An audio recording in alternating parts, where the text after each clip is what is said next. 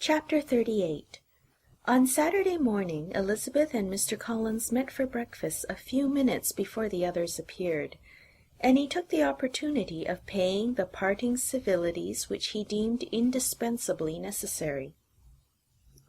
"I know not, Miss Elisabeth," said he, "whether Mrs. Collins has yet expressed her sense of your kindness in coming to us, but I am very certain you will not leave the house without receiving her thanks for it. The favour of your company has been much felt, I assure you. We know how little there is to tempt anyone in our humble abode, our plain manner of living, our small rooms and few domestics, and the little we see of the world must make Hunsford extremely dull to a young lady like yourself, but I hope you will believe us grateful for the condescension, and that we have done everything in our power to prevent your spending your time unpleasantly." Elisabeth was eager with her thanks and assurances of happiness. She had spent 6 weeks with great enjoyment, and the pleasure of being with Charlotte and the kind attentions she had received must make her feel the obliged. Mr. Collins was gratified, and with more smiling solemnity replied, "It gives me great pleasure to hear that you have passed your time not disagreeably. We have certainly done our best, and most fortunately having it in our power to introduce you to very superior society, and from our connections with Rosings, the frequent means of varying the humble home scene, I think we may flatter ourselves that your Hunsford visit cannot have been entirely irksome. Our situation with regard to Lady Catherine's family is indeed the sort of extraordinary advantage and blessing which few can boast. You see on what a footing we are. You see how continually we are engaged there. In truth, I must acknowledge that with all the disadvantages of this humble parsonage, I should not think anyone abiding in it an object of compassion, while they are sharers of our intimacy at Rosings." Words were insufficient for the elevation of his feelings, and he was obliged to walk about the room, while Elisabeth tried to unite civility and truth in a few short sentences. "You may, in fact, carry a very favourable report of us into Hertfordshire, my dear cousin. I flatter myself, at least, that you will be able to do so. Lady Catherine's great attentions to Mrs. Collins you have been a daily witness of, and altogether I trust it does not appear that your friend has drawn an unfortunate, but on this point it will be as well to be silent. Only let me assure you, my dear Elisabeth, that I can from my heart most cordially wish you equal felicity in marriage. My dear Charlotte and I have but one mind and one way of thinking. There is in everything a most remarkable resemblance of character and ideas between us. We seem to have been designed for each other." Elisabeth could safely say that it was a great happiness where that was the case, and with equal sincerity could add that she firmly believed and rejoiced in his domestic comforts. She was not sorry, however, to have the recital of them interrupted by the lady from whom they sprang. Poor Charlotte! It was melancholy to leave her to such society. But she had chosen it with her eyes open, and though evidently regretting that her visitors were to go, she did not seem to ask for compassion. Her home and her housekeeping, her parish and her poultry, and all their dependent concerns had not yet lost their charms. At length the chaise arrived. The trunks were fastened on, the parcels placed within, and it was pronounced to be ready. After an affectionate parting between the friends, Elisabeth was attended to the carriage by Mr. Collins, and as they walked down the garden he was commissioning her with his best respects to all her family, not forgetting his thanks for the kindness he had received at Longbourn in the winter, and his compliments to Mr. and Mrs. Gardiner, though unknown. He then handed her in. Maria followed, and the door was on the point of being closed, when he suddenly reminded them, with some consternation, that they had hitherto forgotten to leave any messages for the ladies at Rosings. But," he added, "you will of course wish to have your humble respects delivered to them, with your grateful thanks for their kindness to you while you have been here." Elisabeth made no objection. The door was then allowed to be shut, and the carriage drove off. "Good gracious!" cried Maria, after a few minutes' silence. "It seems but a day or two since we first came, and yet how many things have happened!"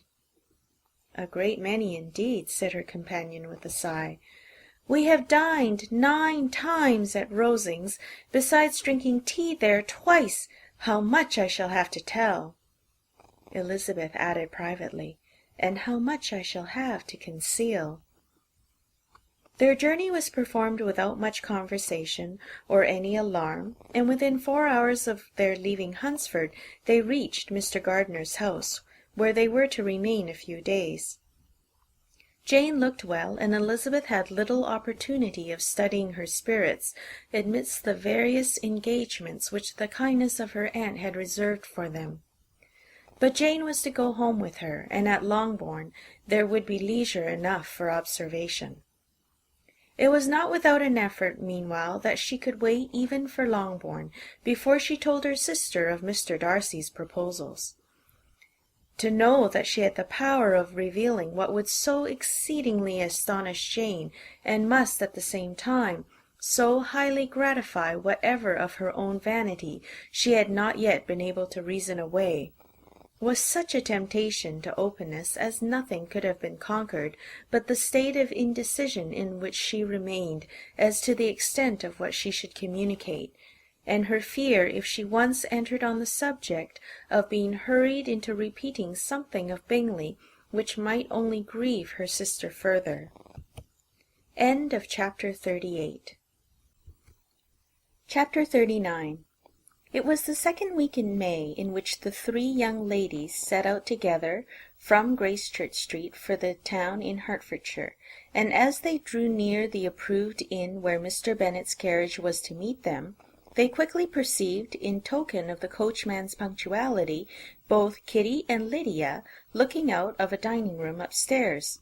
These 2 girls had been above an hour in the place, happily employed in visiting an opposite milliner, watching the sentinel on guard, and dressing a salad and cucumber. After welcoming their sisters, they triumphantly displayed a table set out with such cold meat as an inn larder usually affords, exclaiming, "Is this not nice? Is not this an agreeable surprise?"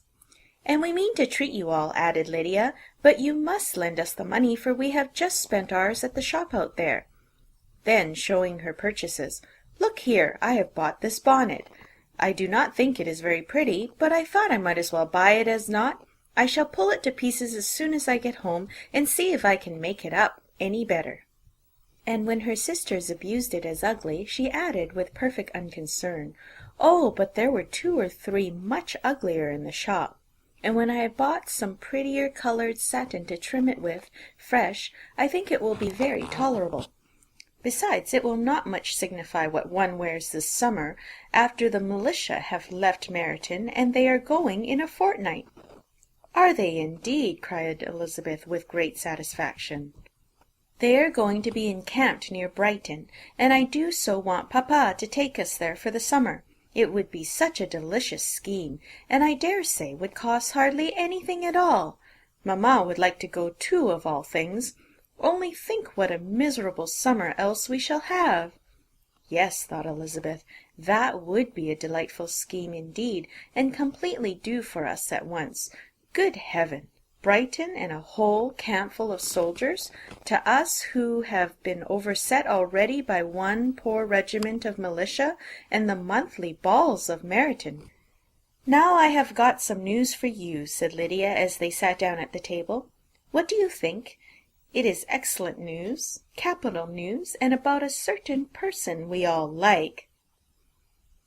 Jane and Elisabeth looked at each other, and the waiter was told he need not stay. Lydia laughed and said, "Ay, that is just like your formality and discretion. You thought the waiter must not hear, as if he cared. I dared say he often hears worse things said than what I am going to say. but he is an ugly fellow. I am glad he is gone. I never saw such a long chin in my life. Well, but now for my news. It is about dear Wickham. Too good for the waiter, is it not? There is no danger of Wickham's marrying Mary King. There's for you! She is gone down to her uncle at Liverpool, gone to stay. Wickham is safe. And Mary King is safe, added Elisabeth, safe from a connection imprudent as to fortune. She is a great fool for going away if she liked him. But I am sure there is no strong attachment on either side, said Jane. I am sure there is not on his. I will answer for it he never cared 3 straws about her. Who could about such a nasty little freckled thing? Elisabeth was shocked to think that, however incapable of such coarseness of expression herself, the coarseness of the sentiment was little other than her own breast had harboured and fancied liberal. As soon as all had ate, and the elder ones paid, the carriage was ordered, and after some contrivance the whole party, with all their boxes, work-bags, and parcels, and the unwelcome addition of Kitty's and Lydia's purchases, were seated in it. "How nicely we are all crammed in," cried Lydia. "I am glad I bought my bonnet, if it is only for the fun of having another bandbox. Well, now, let us be quite comfortable and snug, and talk and laugh all the way home. And in the first place, let us hear what has happened to you all since you went away. Have you seen any pleasant men? Have you had any flirting? I was in great hopes that one of you would have got a husband before you came back. Jane will be quite an old maid soon, I declare. She is almost 23. Lord, how ashamed I should be of not being married before 23. My Aunt Phillips wants you so to get husbands, you can't think. She says Lizzie had better have taken Mr. Collins, and I do not think there would have been any fun in it. Lord, how I should like to be married before any of you, and then I would chaperone you about to all the balls. Dear me, we had such a good piece of fun the other day at Colonel Foster's. Kitty and me were to spend the day there, and Mrs. Foster promised to have a little dance in the evening. By the by, Mrs. Foster and me are such friends. And so she asked the 2 Harringtons to come, but Harriet was ill, and so Pen was forced to come by herself, and then what do you think we did? We dressed up chamberlains in women's clothes on purpose to pass for a lady. Only think what fun! Not a soul knew of it but Colonel and Mrs. Foster and Kitty and me, except my aunt, for we were forced to borrow one of her gowns, and you cannot imagine how well he looked. When Denny and Wickham and Pratt and 2 or 3 more of the men came in, they did not know him in the least. Lord, how I laughed! And so did Mrs. Foster. I thought I should have died, and that made the men suspect something, and then they soon found out what was the matter. With such kinds of histories of their parties and good jokes did Lydia, assisted by Kitty's hints and additions, endeavour to amuse her companions all the way to Longbourn. Elisabeth listened as little as she could, but there was no escaping the frequent mention of Wickham's name. The reception at home was most kind. Mrs. Bennet rejoiced to see Jane in undiminished beauty, and more than once during dinner did Mr. Bennet say voluntarily to Elisabeth, "I am glad you are back, Lizzie." Their party in the dining-room was large, for almost all the Lucases came to meet Maria and hear the news, and various were the subjects that occupied them. Lady Lucas was inquiring of Maria after the welfare and poultry of her eldest daughter. Mrs. Bennet was doubly engaged, on one hand collecting an account of the present fashions from Jane, who sat way below her, and on the other retailing them all to the younger Lucases. And Lydia, in a voice louder than any other person's, was enumerating the various pleasures of the morning to anybody who would hear her. "Oh, Mary," said she, "I wish you had gone with us, for we had such fun. As we went along, Kitty and I drew up the blinds and pretended there was nobody in the coach. and I should have gone so all the way if Kitty had not been sick, and when we got to the George I do think we behaved very handsomely, for we treated the other three with the nicest cold luncheon in the world, and if you would have gone, we would have treated you too. And then when we came away it was such fun. I thought we never should have got into the coach. I was ready to die of laughter. And then we were so merry all the way home. We talked and laughed so loud that anybody might have heard us 10 miles off." To this Mary very gravely replied, "Far be it from me, my dear sister, to depreciate such pleasures. They would doubtless be congenial with the generality of female minds, but I confess they would have no charms for me. I should infinitely prefer a book." But all of this answer Lydia heard not a word. She seldom listened to anybody for more than half a minute, and never attended to Mary at all. In the afternoon Lydia was urgent with the rest of the girls to walk to Meryton and to see how everybody went on. But Elisabeth steadily opposed the scheme.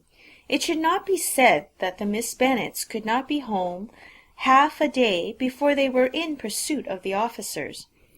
There was another reason too for her opposition. She dreaded seeing Mr. Wickham again, and was resolved to avoid it as long as possible. The comfort to her of the regiment's approaching removal was indeed beyond expression. In a fortnight they were to go, and once gone she hoped there could be nothing more to plague her on his account. She had not been many hours at home before she found that the Brighton scheme, of which Lydia had given them a hint at the inn, was under frequent discussion between her parents. Elisabeth saw directly that her father had not the smallest intention of yielding, but his answers were at the same time so vague and equivocal that her mother, though often disheartened, had never yet despaired of succeeding at the last. End of chapter 39. Chapter 40. Elisabeth's impatience to acquaint Jane with what had happened could no longer be overcome, and at length, resolving to suppress every particular in which her sister was concerned, and preparing her to be surprised, she related to her the next morning the chief of the scene between Mr. Darcy and herself. Miss Bennet's astonishment was soon lessened by the strong sisterly partiality which made any admiration of Elisabeth appear perfectly natural, and all surprise was shortly lost in other feelings. She was sorry that Mr. Darcy should have delivered his sentiments in a manner so little suited to recommend them, but still more was she grieved for the unhappiness which her sister's refusal must have given him.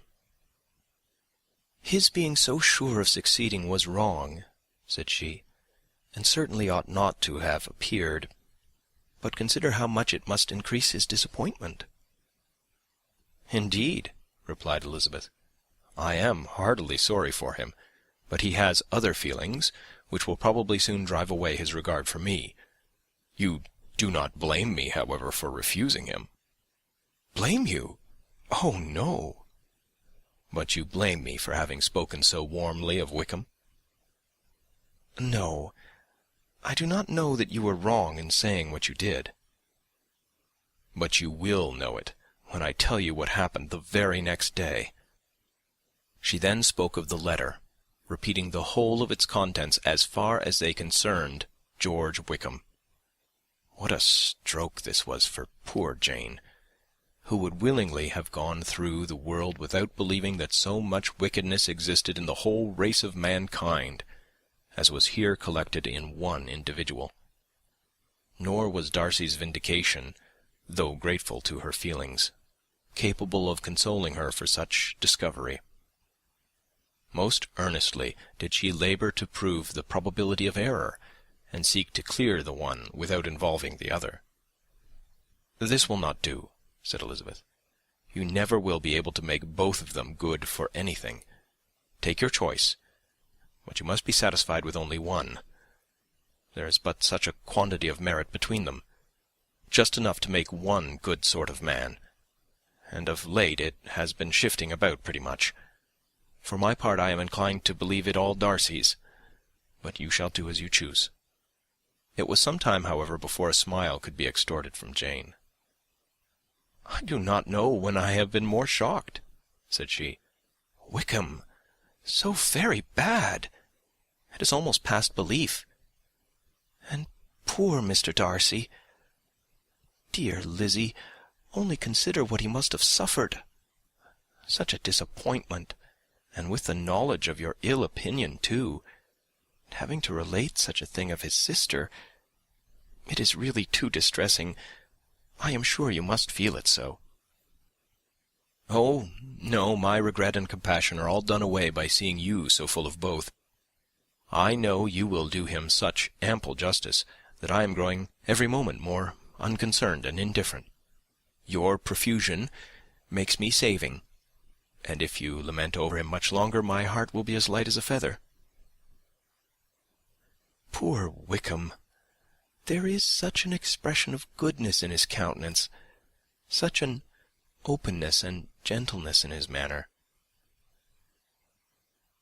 There certainly was some great mismanagement in the education of those two young men. One has got all the goodness, and the other all the appearance of it. "I never thought Mr. Darcy so deficient in the appearance of it as you used to do." "And yet I meant to be uncommonly clever in taking so decided a dislike to him, without any reason. It is such a spur to one's genius, such an opening for wit, to have a dislike of that kind. One may be continually abusive without saying anything just, but one cannot always be laughing at a man without now and then stumbling on something witty." "Lizzie, when you first read that letter, I am sure you could not treat the matter as you do now." "Indeed, I could not. I was uncomfortable enough, I may say unhappy, and with no one to speak to about what I felt. No Jane to comfort me and say that I had not been so very weak and vain and nonsensical as I knew I had. Oh, how I wanted you!"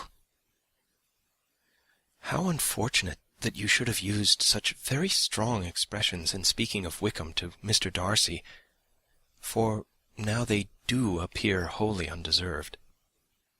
"Certainly. But the misfortune of speaking with bitterness is a most natural consequence of the prejudices I had been encouraging. There is one point on which I want your advice. I want to be told whether I ought, or ought not, to make our acquaintances in general understand Wickham's character." Miss Bennet paused a little, and then replied, "Surely there can be no occasion for exposing him so dreadfully. What is your opinion?" "That it ought not to be attempted. Mr. Darcy has not authorized me to make his communication public. On the contrary, every particular relative to his sister was meant to be kept as much as possible to myself, and if I endeavour to undeceive people as to the rest of his conduct, who will believe me? The general prejudice against Mr. Darcy is so violent that it would be the death of half the good people in Meryton to attempt to place him in an amiable light. I am not equal to it. Wickham will soon be gone, and therefore it will not signify to anyone here what he really is. Some time hence it will be all found out, then we may laugh at their stupidity in not knowing it before. At present I will say nothing about it." "You are quite right. To have his errors made public might ruin him for ever. He is now, perhaps, sorry for what he has done, and anxious to re-establish a character. We must not make him desperate." The tumult of Elisabeth's mind was allayed by this conversation. She had got rid of 2 of the secrets which had weighed on her for a fortnight, and was certain of a willing listener in Jane, whenever she might wish to talk again of either. But there was still something lurking behind, of which prudence forbade the disclosure. She dared not relate the other half of Mr. Darcy's letter, nor explain to her sister how sincerely she had been valued by her friend. Here was knowledge in which no one could partake. And she was sensible that nothing less than a perfect understanding between the parties could justify her in throwing off this last encumbrance of mystery. "And then," said she, "if that very improbable event should ever take place, I shall merely be able to tell what Bingley may tell in a much more agreeable manner himself. The liberty of communication cannot be mine till it has lost all its value." She was now, on being settled at home, at leisure to observe the real state of her sister's spirits. Jane was not happy. She still cherished a very tender affection for Bingley. Having never even fancied herself in love before, her regard had all the warmth of first attachment, and, from her age and disposition, greater steadiness than most first attachments often boast. And so fervently did she value his remembrance, and prefer him to every other man, that all her good sense, and all her attention to the feelings of her friends, were requisite to check the indulgence of those regrets which must have been injurious to her own health and their tranquillity. "Well, Lizzy," said Mrs. Bennet one day, "what is your opinion now of this sad business of Jane's? For my part, I am determined never to speak of it again to anybody. I told my sister Phillips so the other day, but I cannot find out that Jane saw anything of him in London. Well, he is a very undeserving young man, and I do not suppose there's the least chance in the world of her ever getting him now. There is no talk of his coming to Netherfield again in the summer, and I have inquired of everybody, too, who is likely to know." "I do not believe he will ever live at Netherfield any more." "Oh, well, it is just as he chooses. Nobody wants him to come, though I shall always say he used my daughter extremely ill, and if I was her, I would not have put up with it. Well, my comfort is, I am sure Jane will die of a broken heart, and then he will be sorry for what he has done." But as Elisabeth could not receive comfort from any such expectation, she made no answer. "Well, Lizzy," continued her mother soon afterwards, "and so the Collinses live very comfortably, do they? Well, well, I only hope it will last. And what sort of table do they keep? Charlotte is an excellent manager, I dare say. If she is half as sharp as her mother, she is saving enough. There is nothing extravagant in their house, I dare say." "No, nothing at all." "A great deal of good management, depend upon it. Yes, yes. They will take care not to outrun their income. They will never be distressed for money. Well, much good may it do them. And so I suppose they often talk of having Longbourn when your father is dead. They look upon it quite as their own, I dare say, whenever that happens." "It was a subject which they could not mention before me." "No, it would have been strange if they had, but I make no doubt they often talk of it between themselves. Well, if they can be easy with an estate that is not lawfully their own, so much the better. I should be ashamed of having one that was only entailed on me."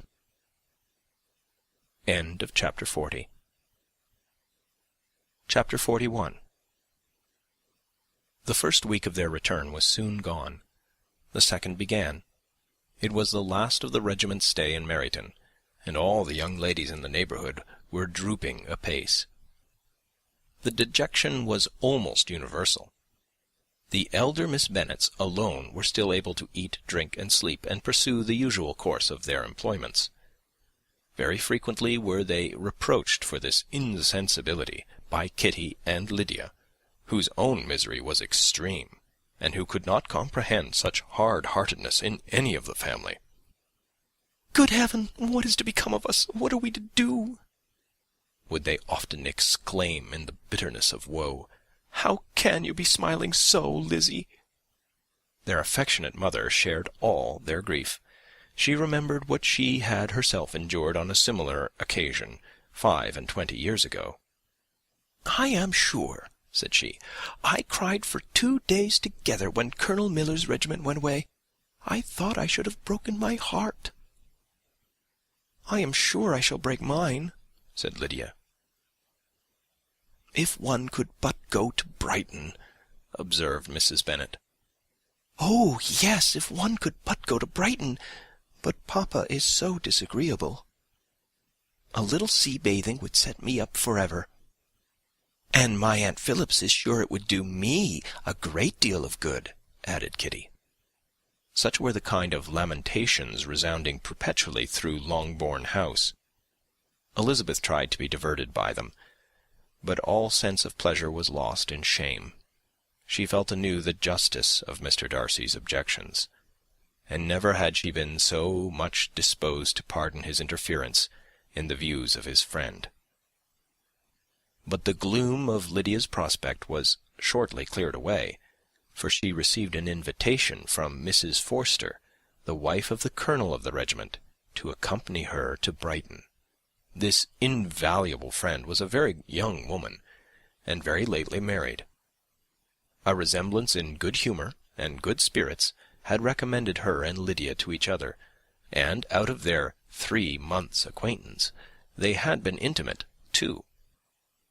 The rapture of Lydia on this occasion, her adoration of Mrs. Forster, the delight of Mrs. Bennet, and the mortification of Kitty, are scarcely to be described.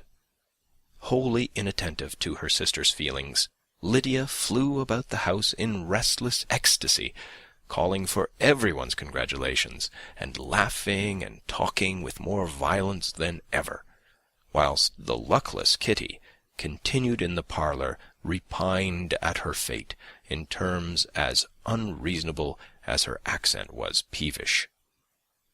"I cannot see why Mrs. Forster should not ask me as well as Lydia," said she, "though I am not her particular friend.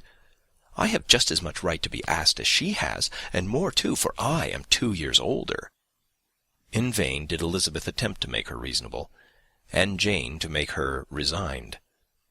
As for Elisabeth herself, this invitation was so far from exciting in her the same feelings as in her mother and Lydia, that she considered it as the death warrant of all possibility of common sense for the latter, and detestable as such a step must make her were it known, she could not help secretly advising her father not to let her go.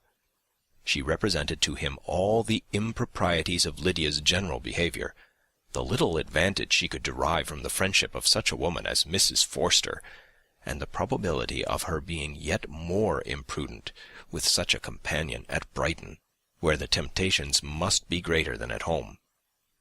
He heard her attentively, and then said, "Lydia will never be easy until she has exposed herself in some public place or other, and we can never expect her to do it with so little expense or inconvenience to her family as under the present circumstances."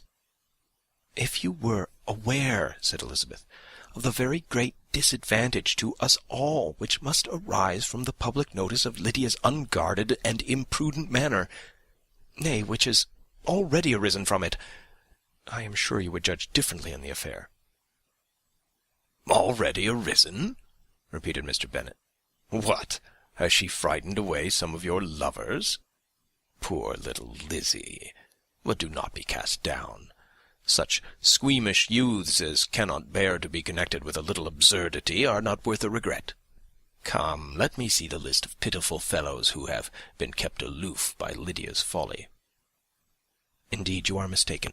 I have no such injuries to resent. It is not of particular, but of general evils which I am now complaining. Our importance, our respectability in the world must be affected by the wild volatility, the assurance and disdain of all restraint which mark Lydia's character. Excuse me, for I must speak plainly. If you, my dear father, will not take the trouble of checking her exuberant spirits, and of teaching her that her present pursuits are not to be the business of her life, she will soon be beyond the reach of amendment. Her character will be fixed, and she will at 16 be the most determined flirt that ever made herself or her family ridiculous. A flirt, too, in the worst and meanest degree of flirtation, without any attraction beyond youth and a tolerable person, and, from the ignorance and emptiness of her mind, wholly unable to ward off any portion of that universal contempt which her rage for admiration will excite.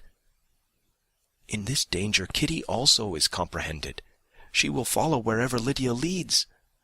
Vain, ignorant, idle, and absolutely uncontrolled.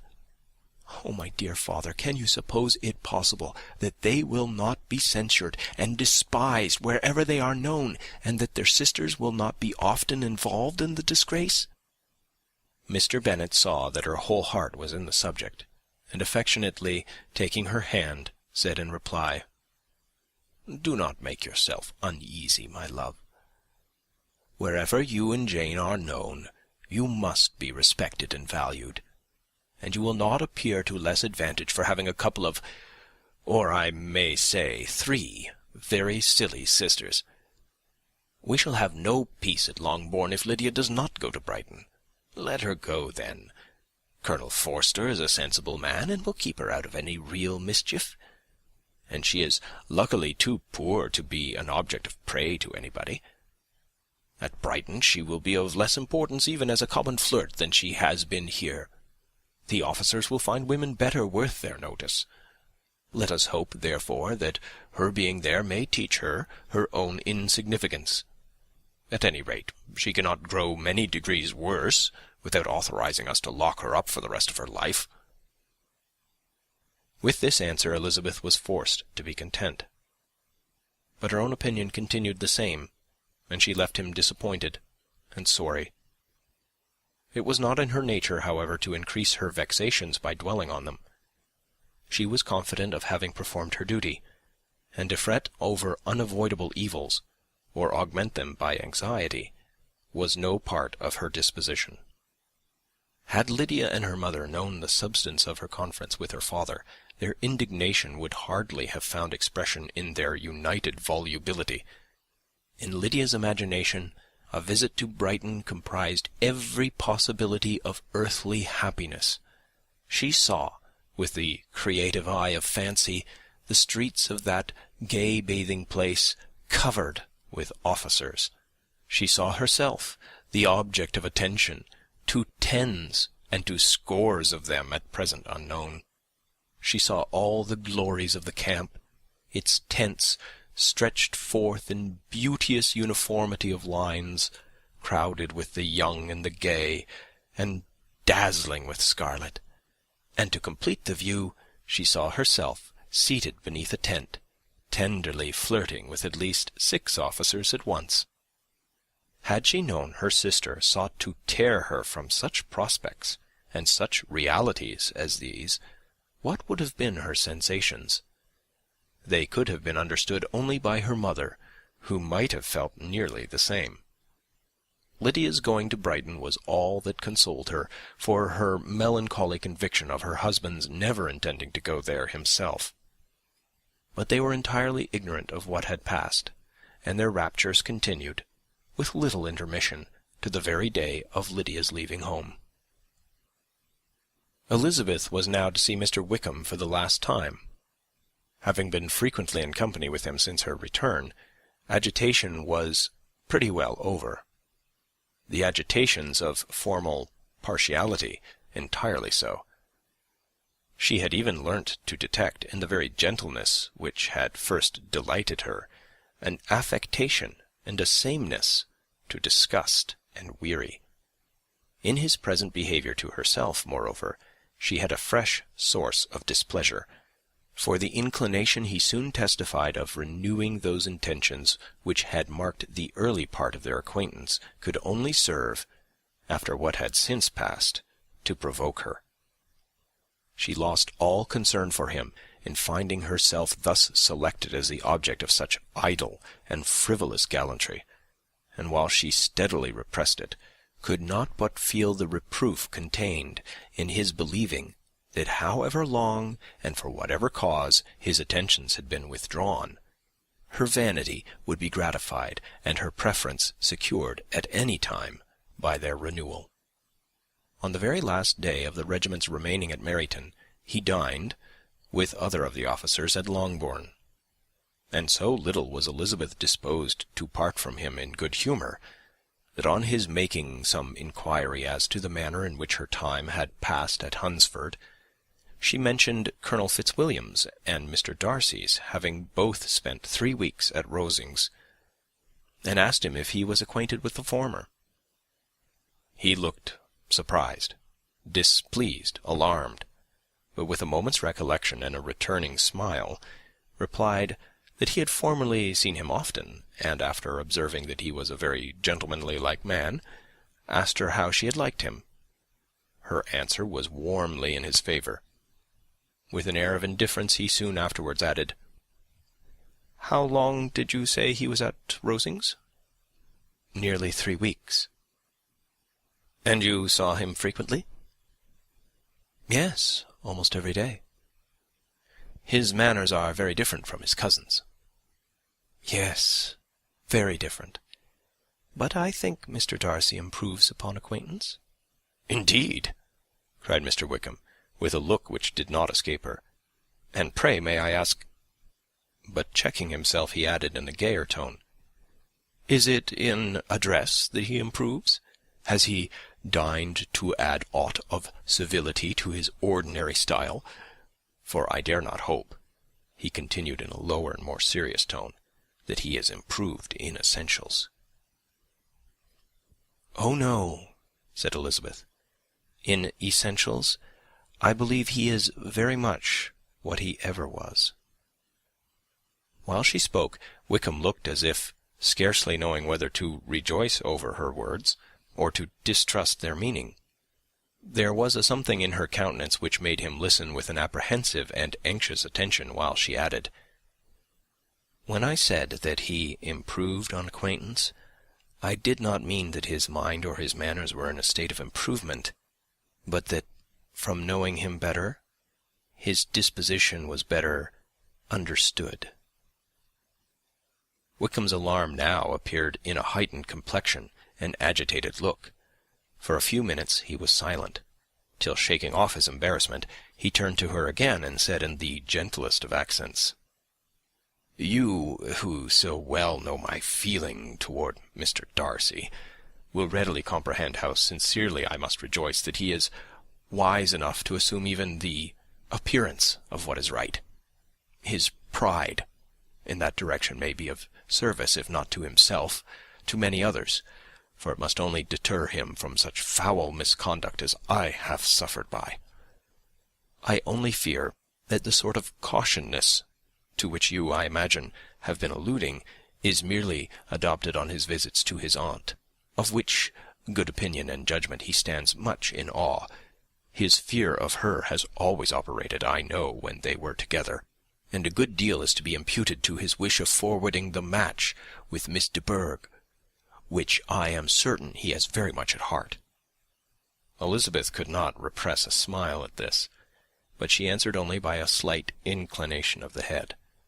She saw that he wanted to engage her on the old subject of his grievances, and she was in no humour to indulge him.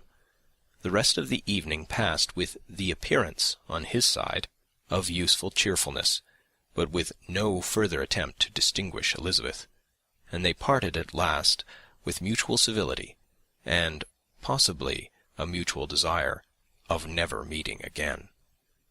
When the party broke up, Lydia returned with Mrs. Forster to Meryton, from whence they were to set out early the next morning. The separation between her and her family was rather noisy than pathetic. Kitty was the only one who shed tears, but she did weep from vexation and envy. Mrs. Bennet was diffuse in her good wishes for the felicity of her daughter, and impressive in her injunctions that she should not miss the opportunity of enjoying herself as much as possible, advice which there was every reason to believe would be well attended to. And in the clamorous happiness of Lydia herself, in bidding farewell, the more gentle adieus of her sisters were uttered without being heard. End of chapter 41. Chapter 42. Had Elisabeth's opinion been all drawn from her own family, she could not have formed a very pleasing opinion of conjugal felicity or domestic comfort.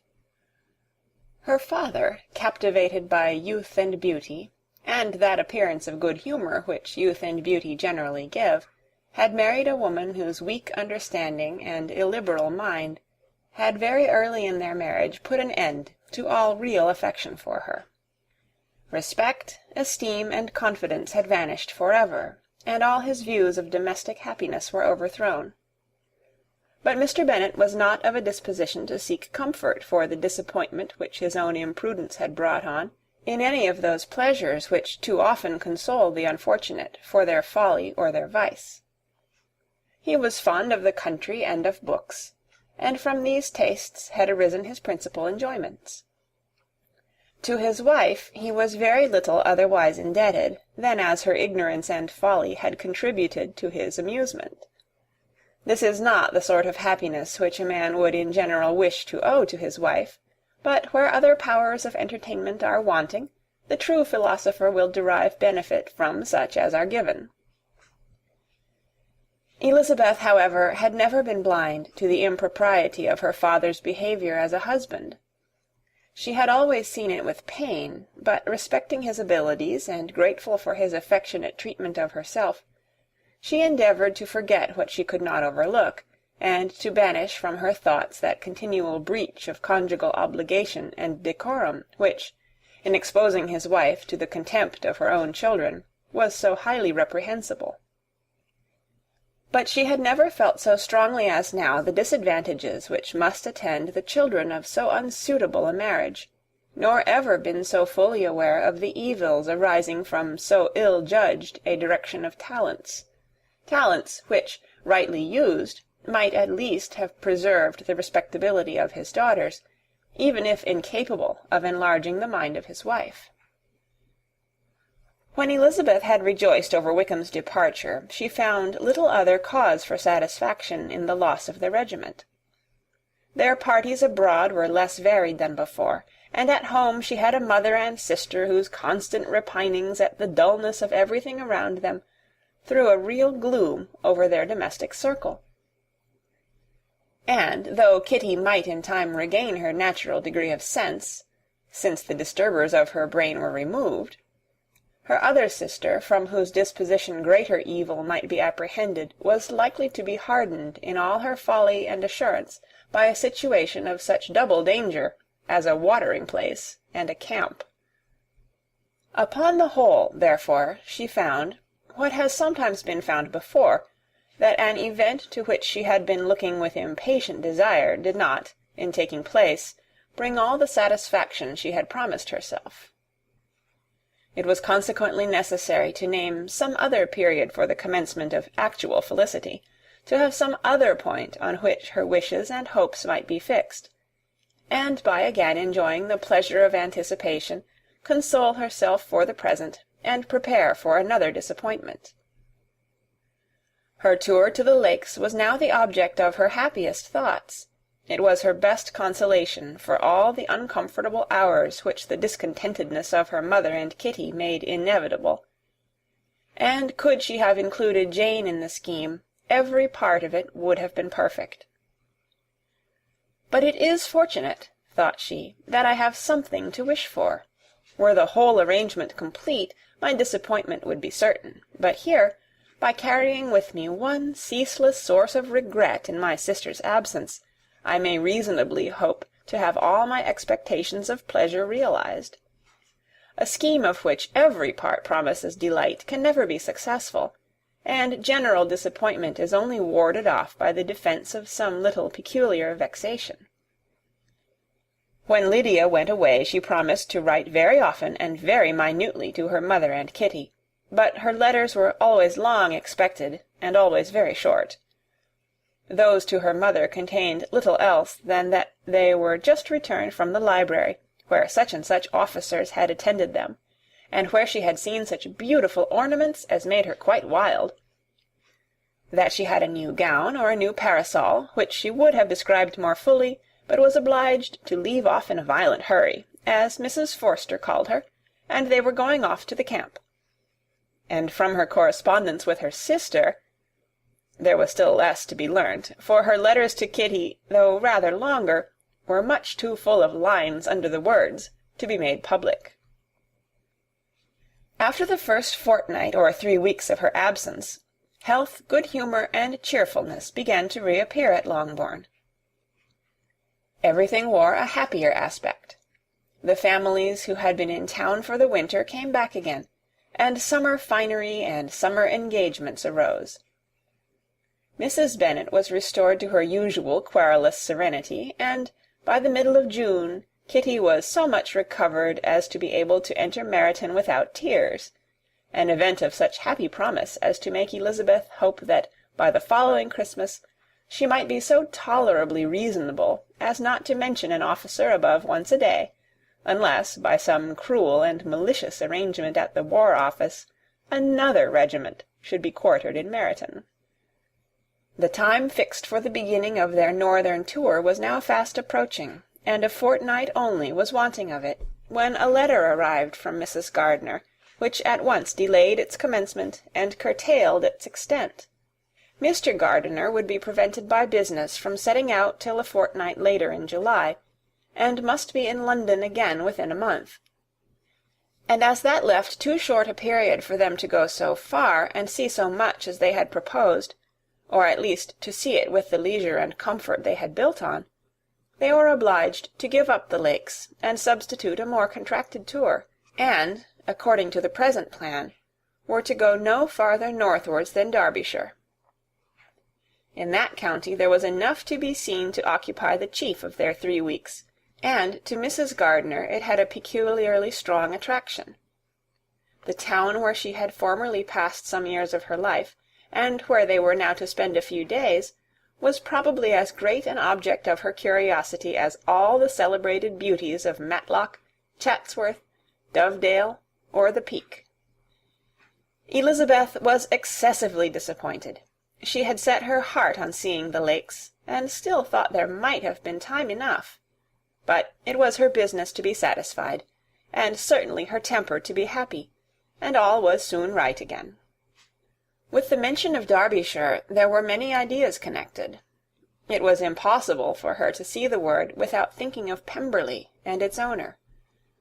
"But surely," said she, "I may enter his county without impunity, and rob it of a few petrified spars, without his perceiving me." The period of expectation was now doubled. 4 weeks were to pass away before her uncle and aunt's arrival. But they did pass away, and Mr. and Mrs. Gardiner, with their 4 children, did at length appear at Longbourn. The children, 2 girls of 6 and 8 years old, and 2 younger boys, were to be left under the particular care of their cousin Jane, who was the general favourite, and whose steady sense and sweetness of temper exactly adapted her for attending to them in every way, teaching them, playing with them, and loving them. The Gardiners stayed only 1 night at Longbourn, and set off the next morning with Elisabeth in pursuit of novelty and amusement. One enjoyment was certain, that of suitableness of companions, a suitableness which comprehended health and temper to bear inconveniences, cheerfulness to enhance every pleasure, and affection and intelligence which might supply it among themselves if there were disappointments abroad. It is not the object of this work to give a description of Derbyshire, nor of any of the remarkable places through which their route thither lay. Oxford, Blenheim, Warwick, Kenilworth, Birmingham, etc., are sufficiently known. A small part of Derbyshire is all the present concern. To the little town of Lambton, the scene of Mrs. Gardiner's former residence, and where she had lately learned some acquaintance still remained, they bent their steps. After having seen all the principal wonders of the country, and within 5 miles of Lambton, Elisabeth found from her aunt that Pemberley was situated. It was not in their direct road, nor more than a mile or 2 out of it. In talking over their route the evening before, Mrs. Gardiner expressed an inclination to see the place again. Mr. Gardiner declared his willingness, and Elisabeth was applied to for her approbation. "My love, should you not like to see a place of which you have heard so much?" said her aunt. "A place, too, with which so many of your acquaintances are connected. Wickham passed all his youth there, you know." Elisabeth was distressed. She felt that she had no business at Pemberley, and was obliged to assume a disinclination for seeing it. She must own that she was tired of seeing great houses. After going over so many, she really had no pleasure in fine carpets or satin curtains. Mrs. Gardiner abused her stupidity. "If it were merely a fine house richly furnished," said she, "I should not care about it myself, but the grounds are delightful. They have some of the finest woods in the country." Elisabeth said no more, but her mind could not acquiesce. The possibility of meeting Mr. Darcy while viewing the place instantly occurred. It would be dreadful. She blushed at the very idea, and thought it would be better to speak openly to her aunt than to run such a risk. But against this there were objections, and she finally resolved that it could be the last resource, if her private inquiries to the absence of the family were unfavourably answered. Accordingly, when she retired at night, she asked the chambermaid whether Pemberley were not a very fine place, what was the name of its proprietor, and, with no little alarm, whether the family were down for the summer. A most welcome negative followed the last question, and her alarms now being removed, she was at leisure to feel a great deal of curiosity to see the house herself, and when the subject was revived the next morning, and she was again applied to, could readily answer, and with a proper air of indifference, that she had not really any dislike to the scheme. To Pemberley, therefore, they were to go. End of chapter 42. Chapter 43. Elisabeth, as they drove along, watched for the first appearance of Pemberley Woods with some perturbation, and when at length they turned in at the lodge, her spirits were in a high flutter. The park was very large, and contained great variety of ground. They entered it in one of its lowest points, and drove for some time through a beautiful wood stretching over a wide extent. Elisabeth's mind was too full for conversation, but she saw and admired every remarkable spot and point of view. They gradually ascended for half a mile, and then found themselves at the top of a considerable eminence, where the wood ceased, and the eye was instantly caught by Pemberley House, situated on the opposite side of a valley, into which the road with some abruptness wound. It was a large, handsome stone building, standing well on rising ground, and backed by a ridge of high woody hills, and in front a stream of some natural importance was swelled into greater, but without any artificial appearance. Its banks were neither formal nor falsely adorned. Elisabeth was delighted.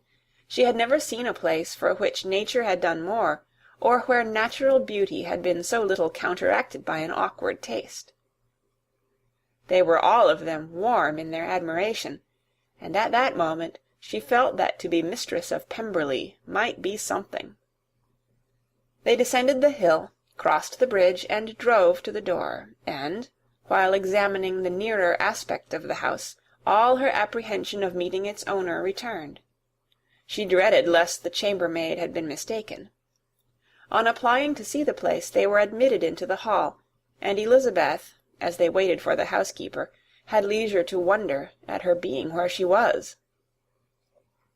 The housekeeper came, a respectable-looking elderly woman, much less fine and more civil than she had any notion of finding her. They followed her into the dining-parlour. It was a large, well-proportioned room, handsomely fitted up. Elisabeth, after slightly surveying it, went to a window to enjoy its prospect. The hill, crowned with wood, which they had descended, receiving increased abruptness from the distance, was a beautiful object. Every disposition of the ground was good, and she looked on the whole scene, the river, the trees scattered on its banks, and the winding of the valley as far as she could trace it, with delight.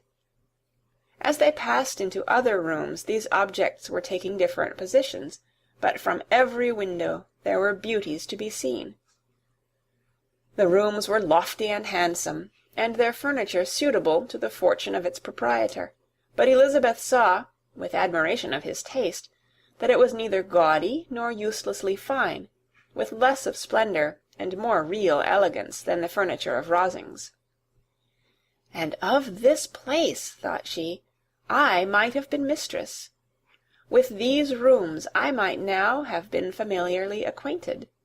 Instead of viewing them as a stranger, I might have rejoiced in them as my own, and welcomed to them as visitors my uncle and aunt. But no," recollecting herself, "that could never be. My uncle and aunt would have been lost to me. I should not have been allowed to invite them." This was a lucky recollection. It saved her from something very like regret. She longed to inquire of the housekeeper whether her master was really absent, but had not the courage for it. At length, however, the question was asked by her uncle, and she turned away with alarm, while Mrs. Reynolds replied that he was, adding, "But we expect him to-morrow, with a large party of friends." How rejoiced was Elisabeth that their own journey had not by any circumstance been delayed a day. Her aunt now called her to look at a picture. She approached and saw the likeness of Mr. Wickham, suspended, amongst several other miniatures, over the mantelpiece. Her aunt asked her, smilingly, how she liked it. The housekeeper came forward and told them it was a picture of a young gentleman, the son of her late master's steward, who had been brought up by him at his own expense. "He is now gone into the army," she added, "but I am afraid he has turned out very wild." Mrs. Gardiner looked at her niece with a smile, but Elisabeth could not return it. "And that," said Mrs. Reynolds, pointing to another of the miniatures, "is my master, and very like him. It was drawn at the same time as the other, about 8 years ago." "I have heard much of your master's fine person," said Mrs. Gardiner, looking at the picture. "It is a handsome face, but, Lizzie, you can tell us whether it is like or not." Mrs. Reynolds' respect for Elisabeth seemed to increase on this intimation of her knowing her master. "Does that young lady know Mr. Darcy?" Elisabeth coloured and said, "A little." "And do you not think him a very handsome gentleman, ma'am?" "Yes, very handsome." "I am sure I know none so handsome, but in the gallery upstairs you will see a finer, larger picture of him than this.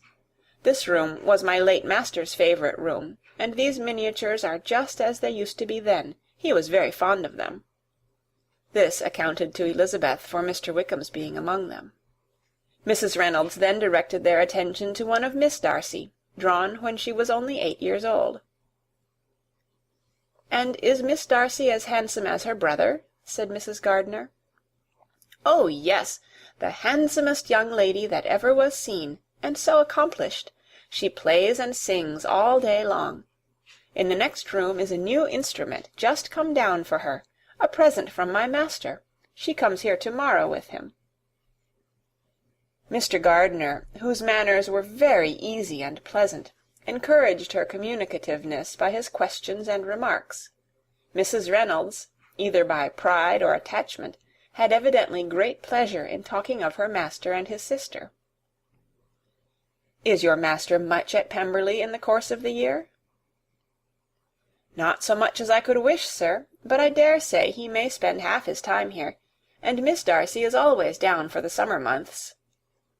"Except," thought Elisabeth, "when she goes to Ramsgate." "If your master would marry, you might see more of him." "Yes, sir, but I do not know when that will be. I do not know who is good enough for him." Mr. and Mrs. Gardiner smiled. Elisabeth could not help saying, "It is very much to his credit, I am sure, that you should think so." "I say no more than the truth, and everybody will say that knows him," replied the other. Elisabeth thought this was going pretty far, and she listened with increasing astonishment as the housekeeper added, "I have never known a cross word from him in my life, and I have known him ever since he was 4 years old." This was praise, of all others most extraordinary, most opposite to her ideas. That he was not a good-tempered man had been her firmest opinion. Her keenest attention was awakened. She longed to hear more, and was grateful to her uncle for saying, "There are very few people of whom so much can be said. You are lucky in having such a master." "Yes, sir, I know I am. If I were to go through the world, I could not meet with a better. But I have always observed that they who are good-natured when children are good-natured when they grow up, and he was always the sweetest-tempered, most generous-hearted boy in the world." Elisabeth almost stared at her. "Can this be Mr. Darcy?" thought she. "His father was an excellent man," said Mrs. Gardiner. "Yes, ma'am, that he was indeed, and his son will be just like him, just as affable to the poor." Elisabeth listened, wondered, doubted, and was impatient for more. Mrs. Reynolds could interest her on no other point. She related the subjects of the pictures, the dimensions of the rooms, and the price of the furniture in vain. Mr. Gardiner, highly amused by the kind of family prejudice to which he attributed her excessive commendation of her master, soon led again to the subject, and she dwelt with energy on his many merits as they proceeded together up the great staircase. "He is the best landlord and the best master," said she, "that ever lived, not like the wild young men nowadays who think of nothing but themselves. There is not one of his tenants or servants but will give him a good name. Some people call him proud, but I am sure I never saw anything of it. To my fancy it is only because he does not rattle away like other young men." "In what an amiable light does this place him," thought Elisabeth. "This fine account of him," whispered her aunt as they walked, "is not quite consistent with his behaviour to our poor friend. Perhaps we might be deceived. That is not very likely. Our authority was too good." On reaching the spacious lobby above, they were shown into a very pretty sitting-room, lately fitted up with greater elegance and lightness than the apartments below, and were informed that it was but just done to give pleasure to Miss Darcy, who had taken a liking to the room when last at Pemberley. "He is certainly a good brother," said Elisabeth, as she walked towards one of the windows. Mrs. Reynolds anticipated Miss Darcy's delight when she should enter the room. "And this is always the way with him," she added. "Whatever can give his sister any pleasure is sure to be done in a moment. There is nothing he would not do for her." The picture gallery and 2 or 3 of the principal bedrooms were all that remained to be shown. In the former were many good paintings, but Elisabeth knew nothing of the art, and from such as had been already visible below she had willingly turned to look at some drawings of Miss Darcy's, in crayons, whose subjects were usually more interesting, and also more intelligible. In the gallery there were many family portraits, but they could have little to fix the attention of a stranger. Elisabeth walked in quest of the only face whose features would be known to her. At last it arrested her, and she beheld a striking resemblance to Mr. Darcy, with such a smile over the face as she remembered to have sometimes seen when he looked at her. She stood several minutes before the picture, in earnest contemplation, and returned to it again before they quitted the gallery. Mrs. Reynolds informed them that it had been taken in his father's lifetime. There was certainly at this moment in Elisabeth's mind a more gentle sensation towards the original than she had ever felt at the height of their acquaintance. The commendation bestowed on him by Mrs. Reynolds was of no trifling nature. What praise is more valuable than the praise of an intelligent servant? As a brother, a landlord, a master, she considered how many people's happiness were in his guardianship. How much of pleasure and pain was it in his power to bestow? How much of good or evil must be done by him? Every idea that had been brought forward by the housekeeper was favourable to his character, and as she stood before the canvas on which he was represented, and fixed his eyes upon herself, she thought of his regard with a deeper sentiment of gratitude than it had ever raised before. She remembered its warmth, and softened its impropriety of expression.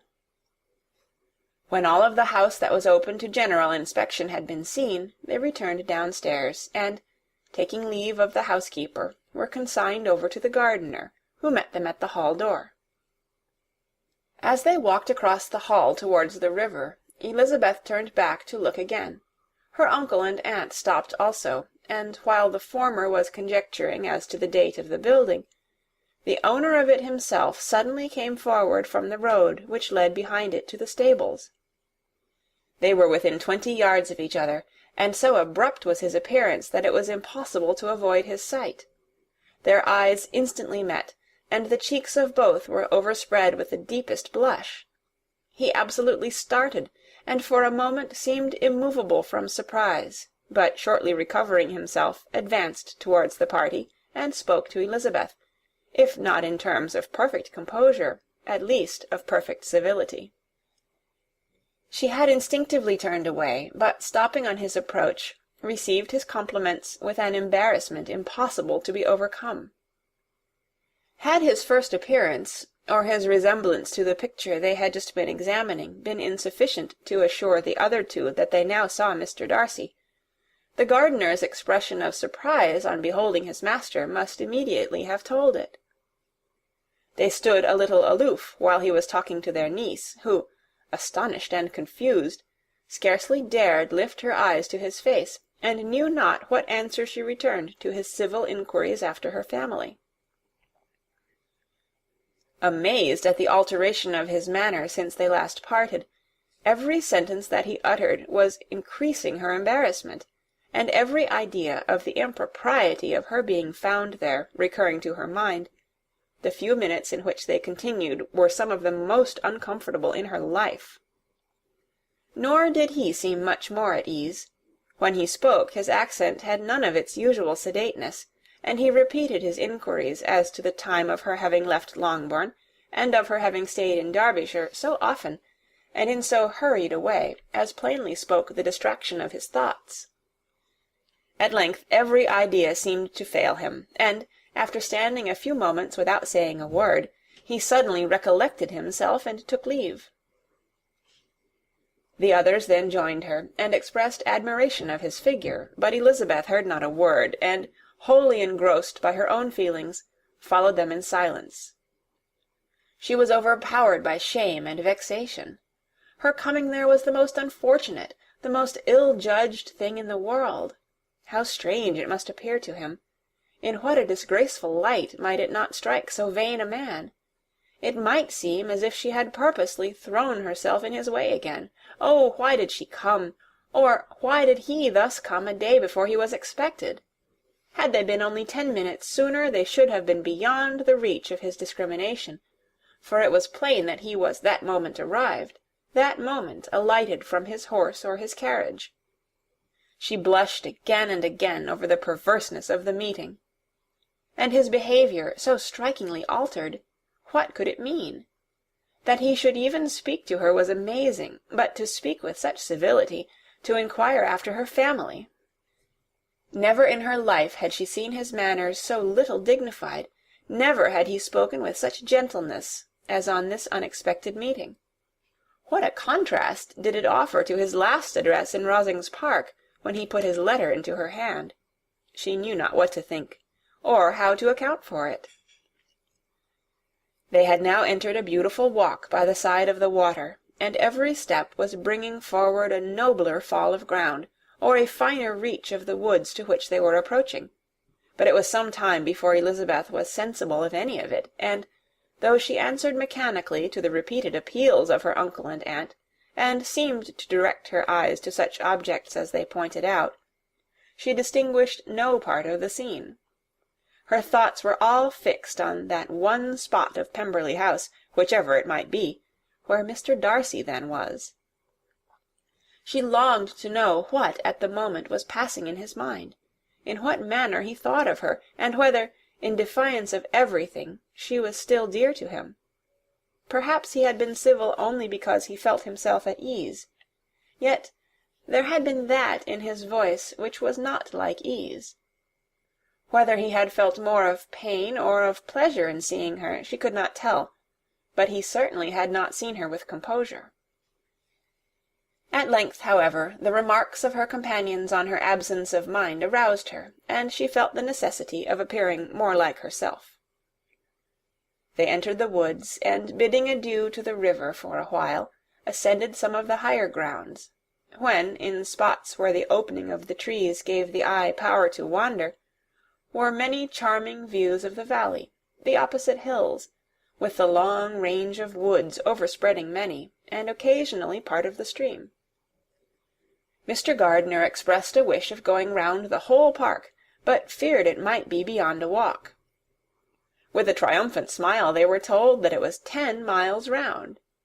It settled the matter, and they pursued the accustomed circuit, which brought them again, after some time, in a descent among hanging woods to the edge of the water, and one of its narrowest parts. They crossed it by a simple bridge, in character with the general air of the scene. It was a spot less adorned than any they had yet visited, and the valley, here contracted into a glen, allowed room only for the stream, and a narrow walk amidst the rough coppice-wood which bordered it.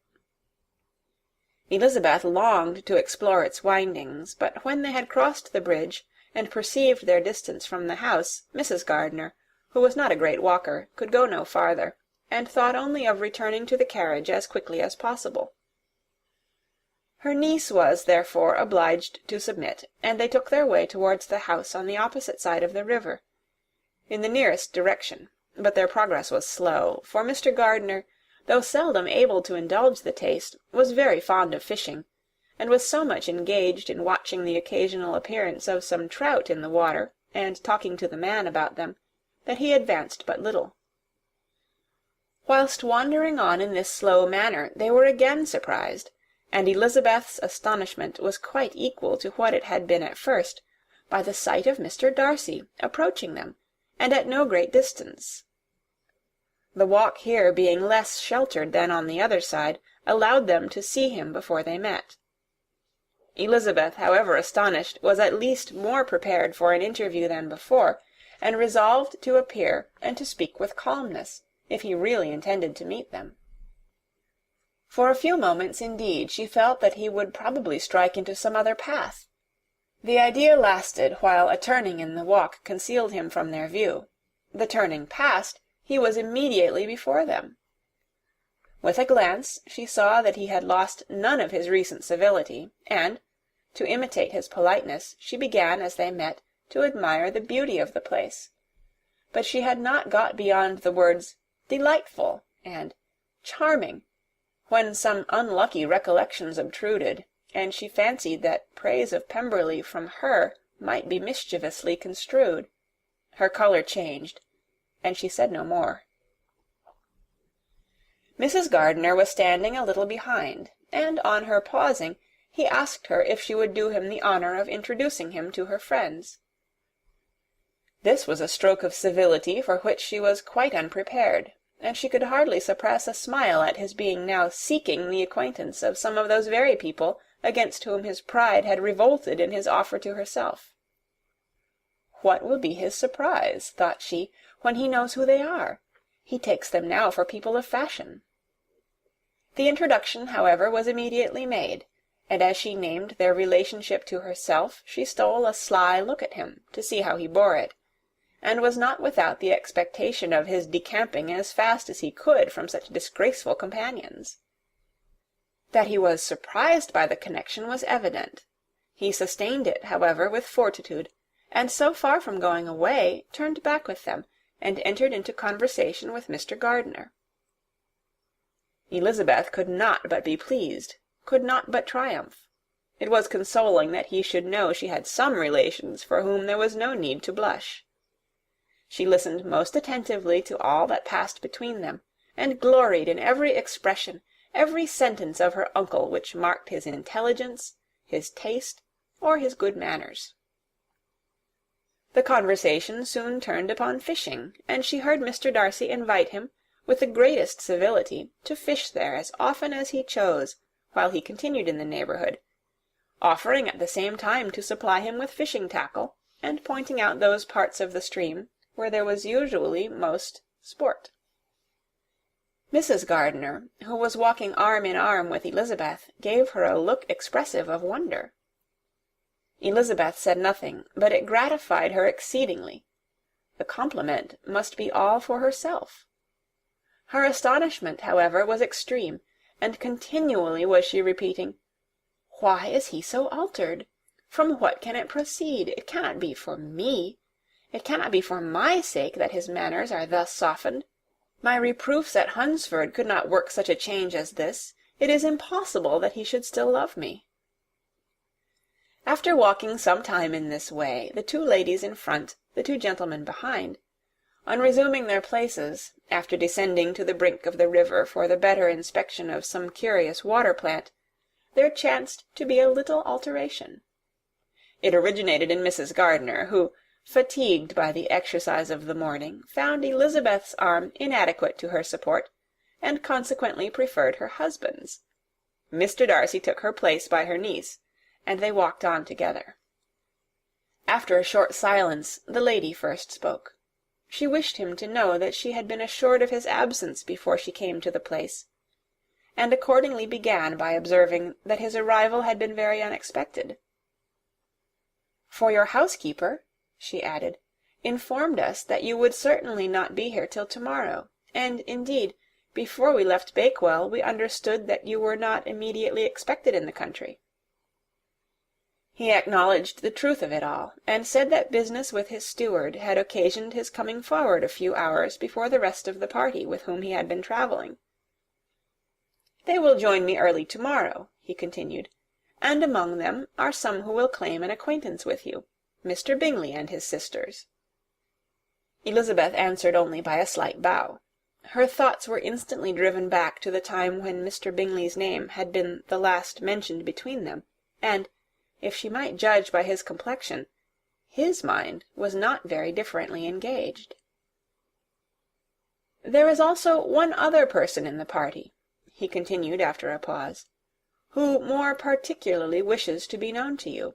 Will you allow me, or do I ask too much, to introduce my sister to your acquaintance during your stay at Lambton?" The surprise of such an application was great indeed. It was too great for her to know in what manner she acceded to it. She immediately felt that whatever desire Miss Darcy might have of being acquainted with her must be the work of her brother, and without looking farther it was satisfactory.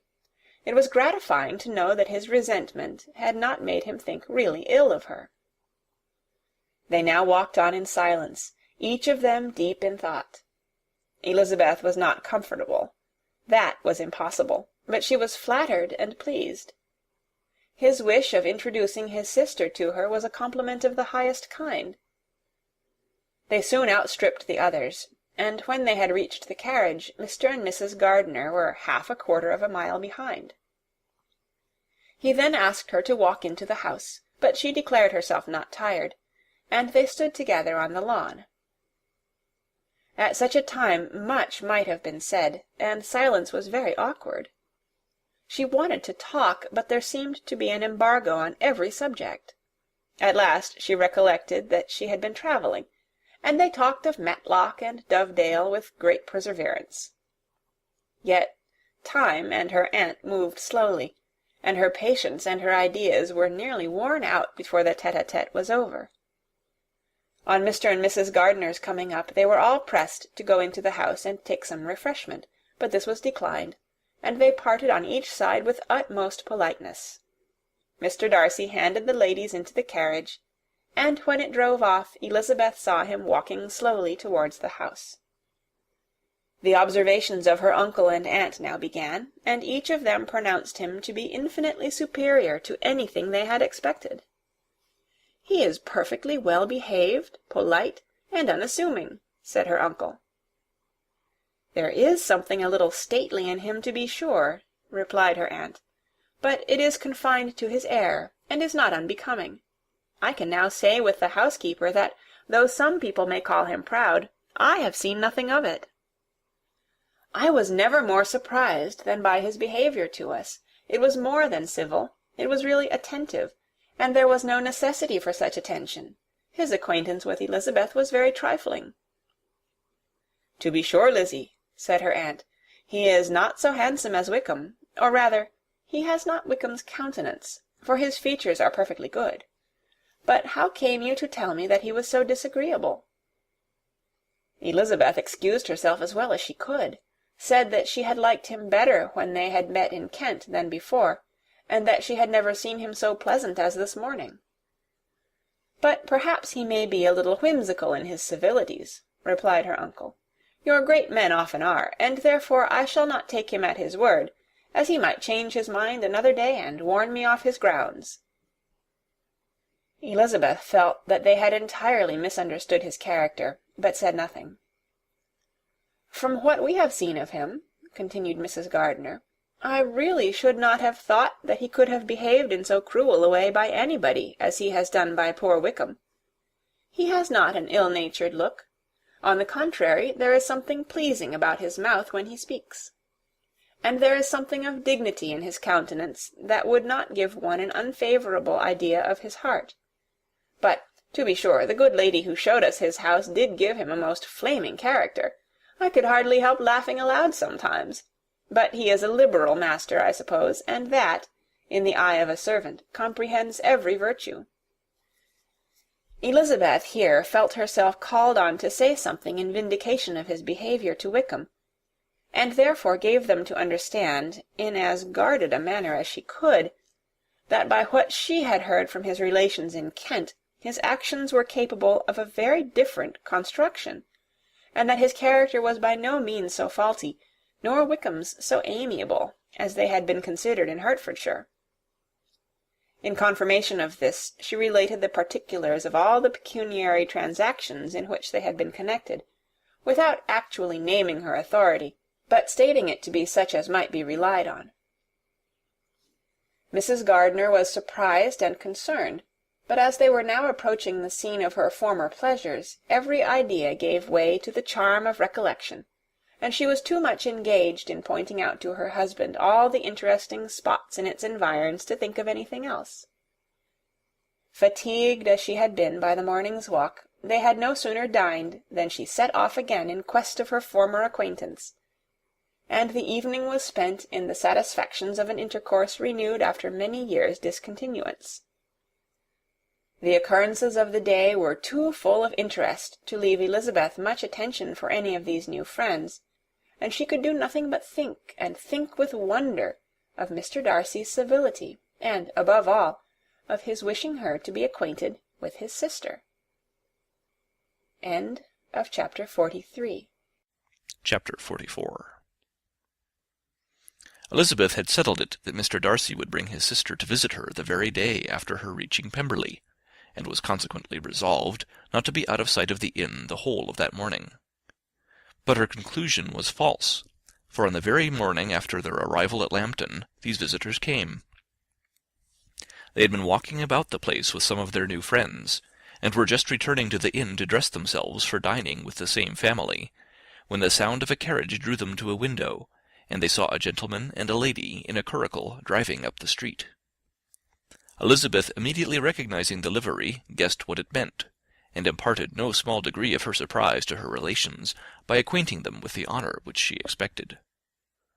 Her uncle and aunt were all amazement, and the embarrassment of her manner as she spoke, joined to the circumstance itself, and many of the circumstances of the preceding day, opened to them a new idea on the business.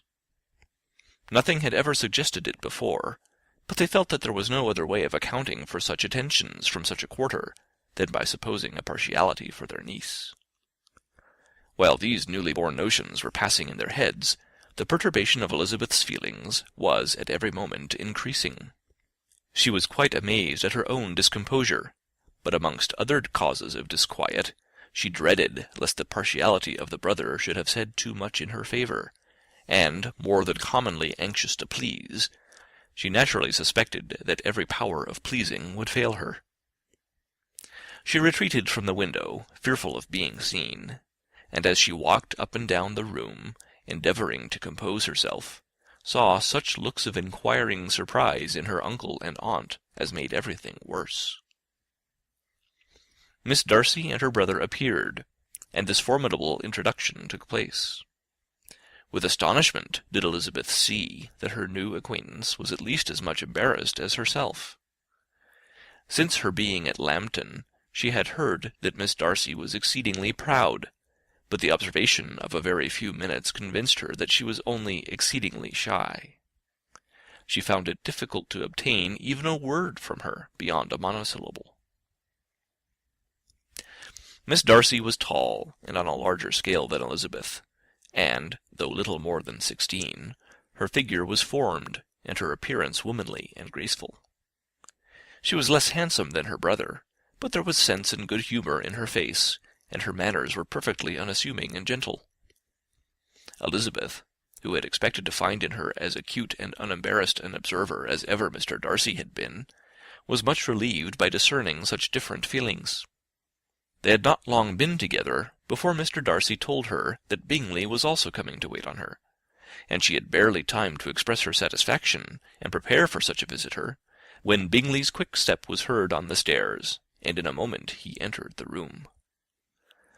All Elisabeth's anger against him had been long done away, but had she still felt any, it could hardly have stood its ground against the unaffected cordiality with which he expressed himself on seeing her again.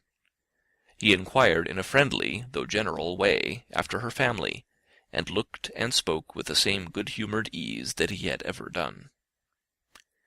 To Mr. and Mrs. Gardiner he was scarcely a less interesting personage than to herself. They had long wished to see him. The whole party before them, indeed, excited a lively attention. The suspicions which had just arisen of Mr. Darcy and their niece directed their observation towards each with an earnest, though guarded, inquiry, and they soon drew from those inquiries the full conviction that one of them, at least, knew what it was to love. Of the lady's sensations they remained a little in doubt, but that the gentleman was overflowing with admiration was evident enough. Elisabeth, on her side, had much to do. She wanted to ascertain the feelings of each of her visitors. She wanted to compose her own, and to make herself agreeable to all, and in the latter object, where she feared most to fail, she was most sure of success, for those to whom she endeavoured to give pleasure were prepossessed in her favour. Bingley was ready, Georgiana was eager, and Darcy determined to be pleased. In seeing Bingley, her thoughts naturally flew to her sister, and oh, how ardently did she long to know whether any of his were directed in a like manner. Sometimes she could fancy that he talked less than on former occasions, and once or twice pleased herself with the notion that, as he looked at her, he was trying to trace a resemblance. But, though this might be imaginary, she could not be deceived as to his behaviour to Miss Darcy, who had been set up as a rival to Jane. No look appeared on either side that spoke particular regard. Nothing occurred between them that could justify the hopes of his sister. On this point she was soon satisfied, and 2 or 3 little circumstances occurred ere they parted, which, in her anxious interpretation, denoted a recollection of Jane not untinctured by tenderness, and a wish of saying more that might lead to the mention of her, had he dared. He observed to her, at a moment when the others were talking together, and in a tone which had something of real regret, that it was a very long time since he had had the pleasure of seeing her, and, before she could reply, he added, "It is above 8 months. We have not met since the 26th of November, when we were all dancing together at Netherfield." Elisabeth was pleased to find his memory so exact, and he afterwards took occasion to ask her, when unattended to by any of the rest, whether all her sisters were at Longbourn. There was not much in the question, nor in the preceding remark, but there was a look and a manner which gave them meaning. It was not often that she could turn her eyes on Mr. Darcy himself, but whenever she did catch a glimpse, she saw an expression of general complaisance, and in all that he said she heard an accent so removed from hauteur or disdain of his companions as convinced her that the improvement of manners which she had yesterday witnessed, however temporary its existence might prove, had at least outlived one day. When she saw him thus seeking the acquaintance and courting the good opinion of people with whom any intercourse a few months ago would have been a disgrace, when she saw him thus civil, not only to herself, but to the very relations whom he had openly disdained, and recollected their last lively scene in Hunsford Parsonage, the difference, the change, was so great, and struck so forcibly on her mind, that she could hardly restrain her astonishment from being visible. Never, even in the company of his dear friends at Netherfield, or his dignified relations at Rosings, had she seen him so desirous to please, so free from self-consequence or unbending reserve, as now, when no importance could result from the success of his endeavours, and when even the acquaintance of those to whom his attentions were addressed would draw down the ridicule and censure of the ladies, both of Netherfield and Rosings. Their visitor stayed with them above half an hour, and when they arose to depart, Mr. Darcy called on his sister to join him in expressing their wish of seeing Mr. and Mrs. Gardiner and Miss Bennet to dinner at Pemberley before they left the country. Miss Darcy, though with a diffidence which marked her little in the habit of giving invitations, readily obeyed. Mrs. Gardiner looked at her niece, desirous of knowing how she, whom the invitation most concerned, felt disposed as to its acceptance, but Elisabeth had turned away her head. Presuming, however, that this studied avoidance spoke rather a momentary embarrassment than any dislike of the proposal, and seeing in her husband, who was fond of society, a perfect willingness to accept it, she ventured to engage for her attendance, and the day after the next was fixed on. Bingley expressed great pleasure in the certainty of seeing Elisabeth again, having still a great deal to say to her, and many inquiries to make after all their Hertfordshire friends. Elisabeth, construing all this into a wish of hearing her speak of her sister, was pleased, and on this account, as well as some others, found herself, when their visitors left them, capable of considering the last half-hour with some satisfaction, though while it was passing, the enjoyment of it had been little. Eager to be alone, and fearful of inquiries or hints from her uncle and aunt, she stayed with them only long enough to hear their favourable opinion of Bingley, and then hurried away to dress. But she had no reason to fear Mr. and Mrs. Gardiner's curiosity. It was not their wish to force her communication. It was evident that she was much better acquainted with Mr. Darcy than they had before any idea of. It was evident that he was very much in love with her. They saw much to interest, but nothing to justify inquiry. Of Mr. Darcy it was now a matter of anxiety to think well, and, as far as their acquaintance reached, there was no fault to find. They could not be untouched by his politeness, and had they drawn his character from their own feelings and his servant's report, without any reference to any other account, the circle in Hertfordshire to which he was known would not have recognized it for Mr. Darcy. There was now an interest, however, in believing the housekeeper, and they soon became sensible that the authority of a servant who had known him since he was 4 years old, and whose own manners indicated respectability, was not to be hastily rejected. Neither had anything occurred in the intelligence of their Lambton friends that could materially lessen its weight. They had nothing to accuse him of but pride. Pride he probably had, and if not, it would certainly be imputed by the inhabitants of a small market town where the family did not visit. It was acknowledged, however, that he was a liberal man, and did much good among the poor.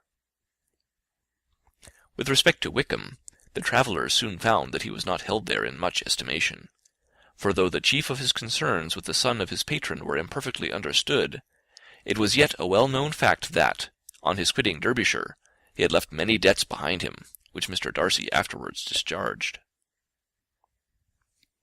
As for Elisabeth, her thoughts were at Pemberley this evening more than the last, and the evening, though as it passed seemed long, was not long enough to determine her feelings towards one in that mansion, and she lay awake 2 whole hours endeavouring to make them out. She certainly did not hate him.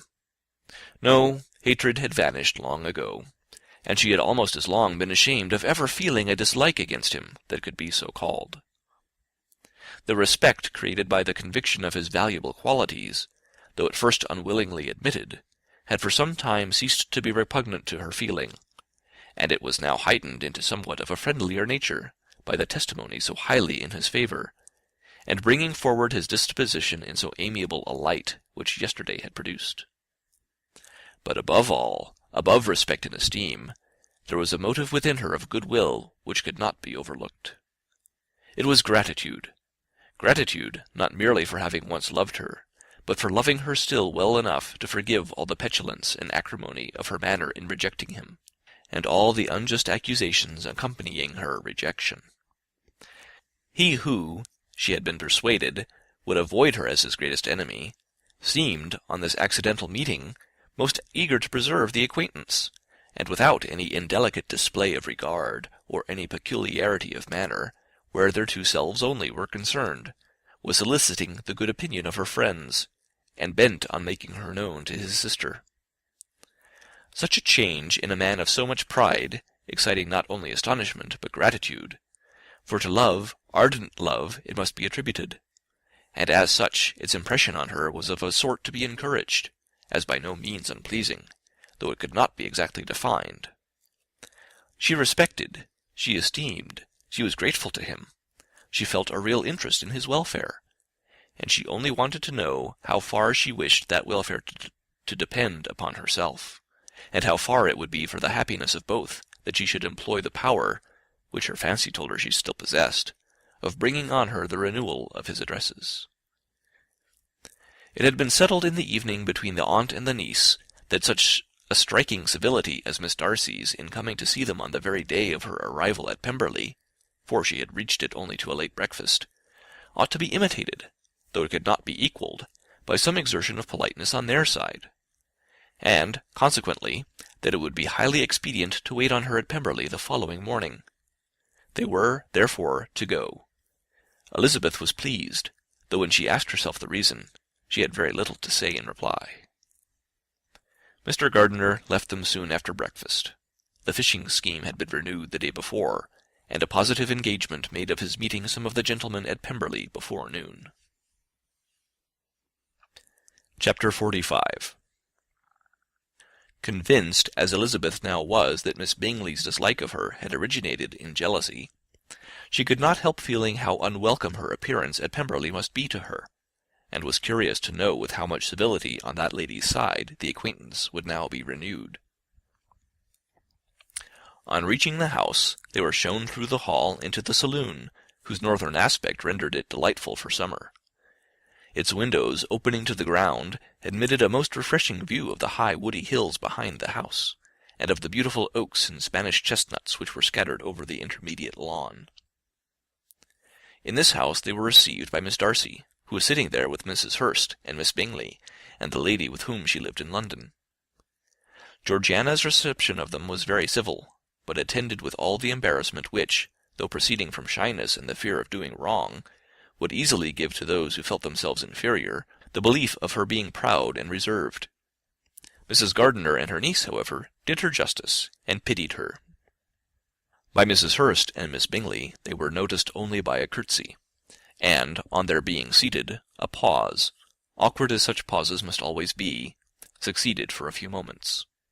It was first broken by Mrs. Annesley, a genteel, agreeable-looking woman, whose endeavour to introduce some kind of discourse proved her to be more truly well-bred than either of the others, and between her and Mrs. Gardiner, with occasional help from Elisabeth, the conversation was carried on.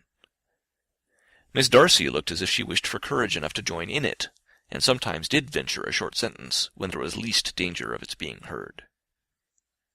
Elisabeth soon saw that she was herself closely watched by Miss Bingley, and that she could not speak a word, especially to Miss Darcy, without calling her attention. This observation would not have prevented her from trying to talk to the latter, had they not been seated at an inconvenient distance, but she was not sorry to be spared the necessity of saying much. Her own thoughts were employing her. She expected every moment that some of the gentlemen would enter the room. She wished, she feared, that the master of the house might be amongst them, and whether she wished or feared it most, she could scarcely determine. After sitting in this manner a quarter of an hour without hearing Miss Bingley's voice, Elisabeth was roused by receiving from her a cold inquiry after the health of her family. She answered with equal indifference and brevity, and the others said no more. The next variation which their visit afforded was produced by the entrance of servants, with cold meat, cake, and a variety of all the finest fruits in season. But this did not take place till after many a significant look and smile from Mrs. Annesley to Miss Darcy had been given to remind her of her post. There was now employment for the whole party, for though they could not all talk, they could all eat, and the beautiful pyramids of grapes, nectarines, and peaches soon collected them round the table. While thus engaged, Elisabeth had a fair opportunity of deciding whether she most feared or wished for the appearance of Mr. Darcy, by the feelings which prevailed on his entering the room. And then, though but a moment before she had believed her wishes to predominate, she began to regret that he came. He had been some time with Mr. Gardiner, who, with 2 or 3 other gentlemen from the house, was engaged by the river, and had left him only on learning that the ladies of the family intended a visit to Georgiana that morning. No sooner did he appear than Elisabeth wisely resolved to be perfectly easy and unembarrassed, a resolution the more necessary to be made, but perhaps not the more easily kept, because she saw that the suspicions of the whole party were awakened against them, and that there was scarcely an eye which did not watch his behaviour when he first came into the room. In no countenance was attentive curiosity so strongly marked as in Miss Bingley's, in spite of the smiles which overspread her face whenever she spoke to one of its objects, for jealousy had not yet made her desperate, and her attentions to Mr. Darcy were by no means over. Miss Darcy, on her brother's entrance, exerted herself much more to talk, and Elisabeth saw that he was anxious for his sister and herself to get acquainted, and forwarded, as much as possible, every attempt at conversation on either side. Miss Bingley saw all this likewise, and, in the imprudence of anger, took the first opportunity of saying, with sneering civility, "Pray, Miss Eliza, are not the Blankshire militia removed from Meryton? They must be a great loss to your family." In Darcy's presence she dared not mention Wickham's name, but Elisabeth instantly comprehended that he was uppermost in her thoughts, and the various recollections connected with him gave her a moment's distress. But, exerting herself vigorously to repel the ill-natured attack, she presently answered the question in a tolerably detached tone. While she spoke, an involuntary glance showed her Darcy, with a heightened complexion, earnestly looking at her, and his sister overcome with confusion and unable to lift up her eyes. Had Miss Bingley known what pain she was then giving her beloved friend, she undoubtedly would have refrained from the hint, but she had merely intended to discompose Elisabeth by bringing forth the idea of a man to whom she believed her partial, to make her betray a sensibility which might injure her in Darcy's opinion, and, perhaps, to remind the latter of all the follies and absurdities by which some part of her family were connected with that corps. Not a syllable had ever reached her of Miss Darcy's meditated elopement. To no creature had it been revealed, where secrecy was possible, except to Elisabeth, and from all Bingley's connections her brother was particularly anxious to conceal it, from the very wish which Elisabeth had long ago attributed to him, of their becoming, hereafter, her own. He had certainly formed such a plan, and without meaning that it should affect his endeavour to separate him from Miss Bennet, it is probable that it might add something to his lively concern for the welfare of his friend. Elisabeth's collected behaviour, however, soon quieted his emotion, and as Miss Bingley, vexed and disappointed, dared not approach nearer to Wickham, Georgiana also recovered in time, though not enough to be able to speak any more. Her brother, whose eye she feared to meet, scarcely recollected her interest in the affair, and the very circumstance which had been designed to turn his thoughts from Elisabeth seemed to have fixed them on her more and more cheerfully. Their visit did not continue long after the question and answer above mentioned, and while Mr. Darcy was attending them to their carriage, Miss Bingley was venting her feelings in criticisms on Elisabeth's person, behaviour, and dress. But Georgiana would not join her. Her brother's recommendation was enough to ensure her favour. His judgment could not err, and he had spoken in such terms of Elisabeth as to leave Georgiana without the power of finding her otherwise than lovely and amiable. When Darcy returned to the saloon, Miss Bingley could not help repeating to him some part of what she had been saying to his sister. "How very ill Miss Eliza Bennet looks this morning, Mr. Darcy," she cried. "I never in my life saw anyone so much altered as she is since the winter. She has grown so brown and coarse. Louisa and I were agreeing that we should not have known her again." However little Mr. Darcy might have liked such an address, he contented himself with coolly replying that he perceived no other alteration than her being rather tanned, no miraculous consequence of travelling in the summer. "For my own part," she rejoined, "I must confess that I never could see any beauty in her. Her face is too thin, her complexion has no brilliancy, and her features are not at all handsome. Her nose wants character, there is nothing marked in its lines. Her teeth are tolerable, but not out of the common way, and as for her eyes, which have sometimes been called so fine, I could never see anything extraordinary in them. They have a sharp, shrewish look, which I do not like at all, and in her air altogether there is a self-sufficiency without fashion which is intolerable." Persuaded as Miss Bingley was that Darcy admired Elisabeth, this was not the best method of recommending herself. But angry people are not always wise, and in seeing him at last look somewhat nettled, she had all the success she expected. He was resolutely silent, however, and from a determination of making him speak, she continued, "I remember, when we first knew her in Hertfordshire, how amazed we all were to find that she was a reputed beauty, and I particularly recollect your saying one night, after they had been dining at Netherfield, 'She a beauty! I should as soon call her mother a wit.' But afterwards she seemed to improve on you, and I believe you thought her rather pretty at one time." "Yes," replied Darcy, who could contain himself no longer, "but that was only when I first saw her, for it is many months since I have considered her as one of the handsomest women of my acquaintance." He then went away, and Miss Bingley was left to all the satisfaction of having forced him to say what gave no one any pain but herself. Mrs. Gardiner and Elisabeth talked of all that had occurred during their visit, as they returned, except what had particularly interested them both. The look and behaviour of everybody they had seen were discussed, except of the person who had mostly engaged their attention. They talked of his sister, his friends, his house, his fruit, of everything but himself. Yet Elisabeth was longing to know what Mrs. Gardiner thought of him, and Mrs. Gardiner would have been highly gratified by her niece's beginning the subject. End of chapter 45.